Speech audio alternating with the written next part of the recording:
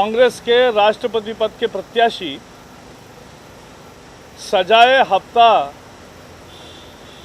गुनाहगारों के साथ भोज करते हैं और खेद भी नहीं जताते हैं।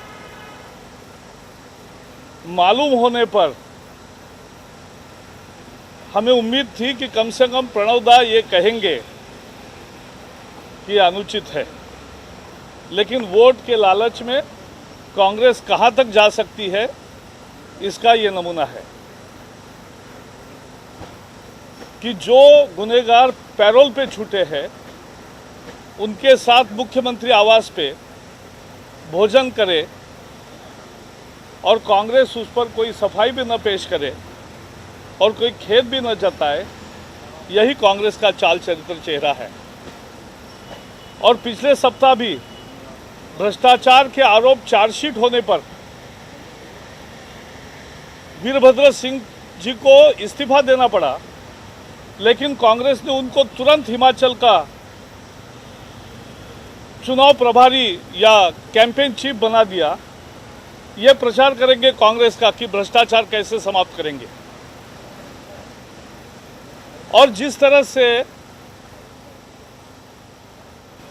वो आज खुद को पेश करना चाहते हैं कि कोई उन पर अन्याय हुआ है, पूरा हिमाचल समझता है और जानता है कि किस तरह से उनके और उनके परिवार ने लूटा है और किस तरह इस जांच में भी अधिकारियों को धमकाया है। तो ऐसे व्यक्ति को कैंपेन का चीफ बनाना और साफ सुथरी प्रशासन का वो दावा करेंगे तो लोग सब समझते हैं।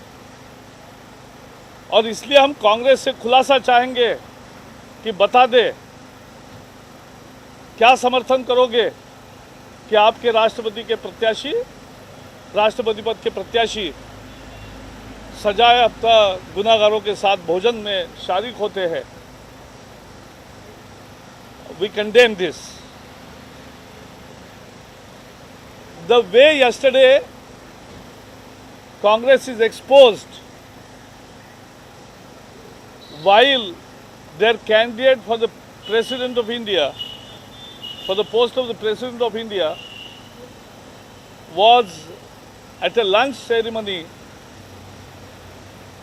at the Chief Minister's residence of UP, and there were the two convicted politicians who were present there, though they were on parole.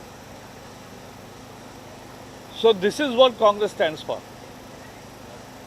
And I was expecting that at least Pranab Mukherjee will say something on this and will at least express regrets. But in the bargain of vote, I think he has forgotten. And Congress is also not coming forward. But this is the characteristics and character of the Congress. This is the Congress culture of corruption, which is on exhibit in Andhra also. What is happening there is a Congress corruption. And last week only, Veerabhadra Singh had to resign from his central ministership because the charges are framed against him in the corruption case. And immediately Congress picked him up and appointed him as the campaign chief to campaign in Himachal for the clean administration which Congress wants to offer. A corruption-free regime propagated by the man who is already charge-sheeted. So this is the Congress culture of corruption. And all Himachal people also know. And that is why they brought down the Congress regime. But we want explanation from Congress on all these issues. But we know that they have very little to offer. देश में वर्षा की स्थिति, monsoon की स्थिति बहुत ही चिंताजनक है। किसानों ने बोया हुआ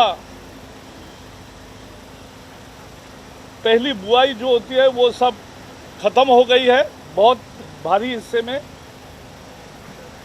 देश का किसान परेशान है, लेकिन सरकार हरकत में आकर कुछ करती नहीं दिखाई दे रही है।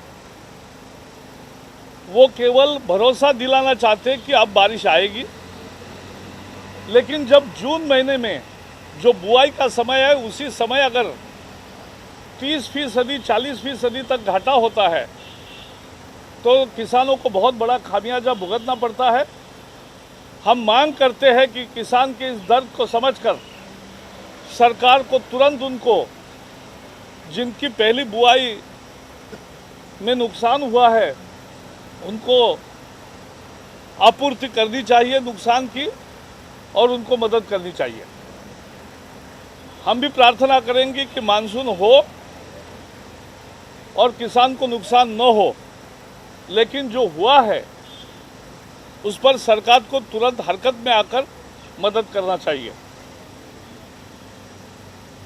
We are surprised to see the government in action when the country has received 30 to 40% deficit rainfall in the month of June, which has put millions of farmers into very difficult situation. The first sowing is destroyed in many parts of the country. Government should have come forward to help farmers, but instead they are just promising that monsoon will be all right. We also pray that monsoon should be all right, but the first month's deficit is a serious issue and government must come to rescue and for the help of the farmers. Farmers are worried, farmers are troubled, and they need a helping hand. As far as the Ram Setu issue is concerned, the world also acknowledges that this is a heritage site. But it seems that UPA government is abdicating its duties and is not taking any decision in this regard. It has left everything to the court. Courts will make their directions, give their directions. But whether it should be treated as heritage site or not is the decision which government has to make. And government can't abdicate its responsibility for a political deal. The country wants and country has agitated that Ram Setu should not be destroyed, it should not be broke, and that is why the government must come clean on this issue and must make a statement and a decision. Ram Setu के बारे में देश भर के जनता की जो भावनाएं हैं, 3 साल पहले देश ने उसको प्रकट किया, फिर सरकार को ये मुद्दा पीछे रखना पड़ा। लेकिन अब लगता है कि सरकार कोई निर्णय करने की मनस्थिति में नहीं है राजनीतिक लाभ को देखते हुए।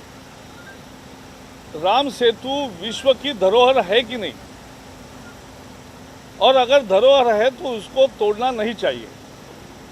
ये निर्णय कोर्ट नहीं सरकार को करना चाहिए। लेकिन लगता है कि सरकार अपनी कर्तव्यों से भाग रही है। जो निर्णय सरकार को करना चाहिए सरकार कह रही कि कोर्ट करे। हम मांग करते हैं कि सरकार को जो निर्णय करने चाहिए वो सरकार ने करने चाहिए, लेकिन किसी भी सूरत में राम सेतु